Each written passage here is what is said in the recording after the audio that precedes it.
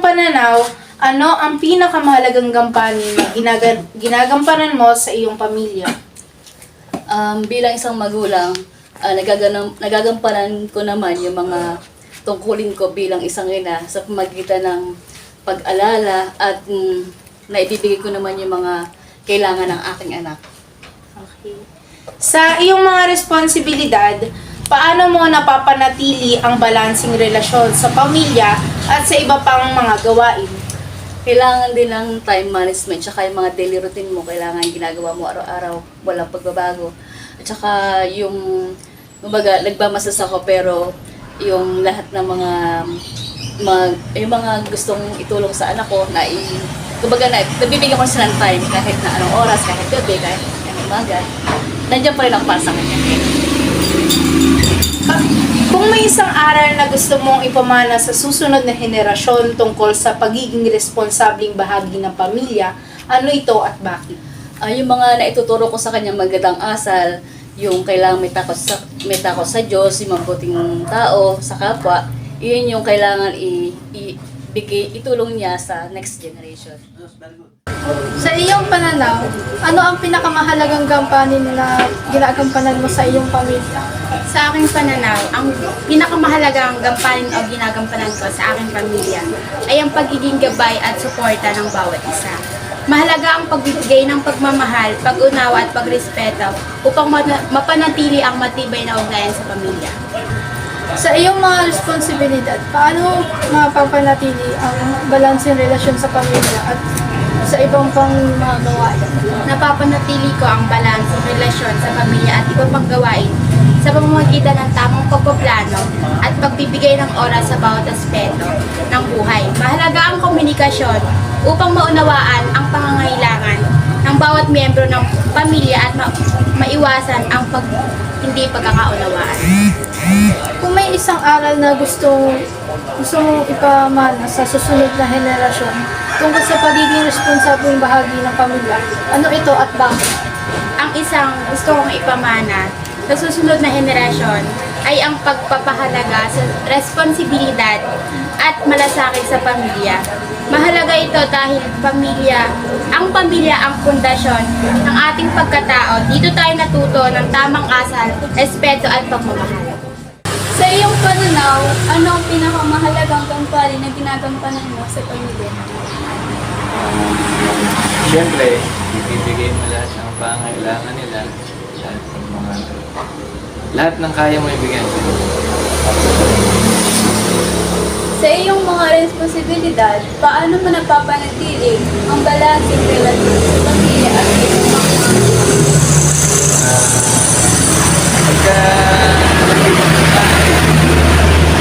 Pagka nasa ng bahay, siyempre, puro pamilya. Pero pagka nasa trabaho ka, siyempre, kailangan focus ka sa trabaho. Para sa kanila din naman yan. Kung may isang aral na gusto mong ipamana sa susunod na henerasyon tungkol sa pagiging responsableng bahagi ng pamilya, ano ito at bakit? Palagi mo lang iisipin ang pamilya sa lahat ng gagawin mo. Siyempre, priority sila. Para lahat ng gawain mo, hindi ka, yung bang focus ka, kasi para sa kanila to, para sa amin to, maging responsable sa lahat ng bagay na ginagawa. Sa iyong pananaw, ano ang pinakamahalagang gampanin mo na ginagampanan mo sa pamilya?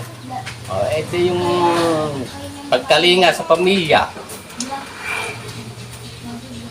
Sa iyong mga responsibilidad, paano mo mapapanatili ang balanseng relasyon sa pamilya at sa iba pang mga gawain? Unahin mo ang pamilya, tapos yung trabaho mo, wag mong iwanan. Kung may isang aral na gusto mong ipamana sa susunod na henerasyon tungkol sa pagiging responsableng bahagi sa pamilya, ano ito at bakit? Kailangan pamamana ko sa kanila yung magandang pagtrato sa pamilya. Sa iyong pananaw, ano ang pinakamahalagang gampanin na ginagampanan mo sa iyong pamilya? Ang mahalagang ginagampanan ko sa pamilya ko ay pagiging isang ina at yung pagpaprovide sa kanila ang pangangailangan nila. Sa iyong mga responsibilidad, paano mo napapanatili ang balansing relasyon sa pamilya at sa iba pang mga gawain? Pagbabalanse, basta kapag nasa trabaho ka lang. Pero pag nasa bahay ka, syempre, nakapokus ka sa bahay. Kung ano yung kailangan mong gawin at mga responsibilidad mo. Kung may isang aral na gusto mong ipamana sa susunod na henerasyon tungkol sa pagiging responsableng bahagi ng pamilya, ano ito at bakit? Basta maging yung pagiging accountable. Kasi sa bagong henerasyon ngayon, yun yung wala eh. Madaling yung tumakas sa responsibilidad. Yun. Kailangan, lagi mong haharapin lahat ng dadating sa buhay. Yun yung pinakamainam na ipamana para yung mga susunod na henerasyon maging mas mabuting at responsableng mga tao. Sa iyong pananaw, ano ang pinakamahalagang gampanin na ginagampanan mo sa iyong pamilya? Para isang magulang. Siyempre, hindi ba sa isang pamilya, isang magulang kang para kunin ka ng mga pamilya mo, di ba? Oo. Sa iyong mga responsibilidad, paano mo mapapanatili ang balansing relasyon sa pamilya at sa iba pang mga gawain? Kasi kinakailangan para babalas mo, huwag kang magagalitin. Yun, yung para sundin ka ng yung mga anak, ng iyong pamilya.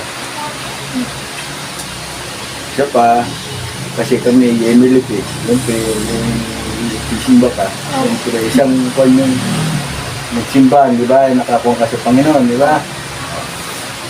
Kung may isang aral na gusto mong ipamana sa susunod na henerasyon tungkol sa pagiging responsable bahagi ng pamilya, ano ito at bakit? Kasi sa henerasyon eh, 2025 ngayon. Kailan pa eh, baka ako bukas, baka naman mamamatay na ako. Hindi, paano yun eh, may edad na ako. Di ba ang tao eh, pagka kahit ikaw ngayon, malakas ka ngayon, mamaya, na-stroke ka, exay ka.